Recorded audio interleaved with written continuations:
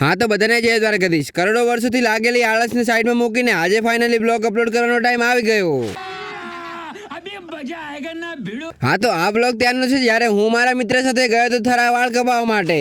એટલે મને થયું કે ઘણા દિવસોથી બ્લોગ બનાવ્યા નથી, આજે બ્લોગ બનાવી નાખું. હા તો આ છે મારો જીગરી ભાઈબંધ અને આજે એને વાળ કપાવવા તો મારે ભેગું આવવું પડ્યું. બોલો, એકલો તો આઈ નહીં કેતો.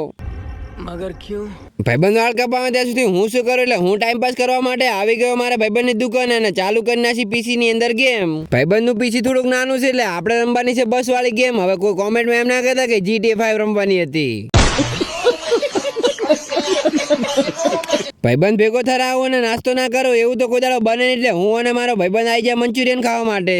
અને એમાં મારો ખાસ ભાઈબંધ ખવડાવતો એટલે બાકી તો મિલાય જ નહીં. ખાવા પીવાનો પ્રોગ્રામ ડન થઈ ગયો એટલે હવે એક ટાઈમ તું ઘરે રવાના.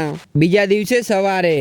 હા તો બીજા દિવસે મસ્ત મજાની સવાર પડી ગઈ આપણી ખેતરની અંદર ને આ બાજુ ઓયડા પહેરવાનું કામ ચાલુ હતું. આ બાજુ પપ્પા અને શ્રવણ કાકો ઓયડા પહેરવા લાગે, પણ પેલી બાજુ વાતાવરણનો નજારો કઈક આવો હતો. આવું ખતરનાક વાતાવરણ હતું એટલે મને તો એવું લાગતું હતું કે થોડાક સમયની અંદર વરસાદ આવી જશે. વરસાદ આવે કે ના આવે, પણ હવેથી આપણે એક નિર્ણય લઈ લીધો છે કે હવે રેગ્યુલર બ્લોગ અપલોડ કરવાના છે, એટલે બધા ફટાફટ ફોલો કરી નાખજો.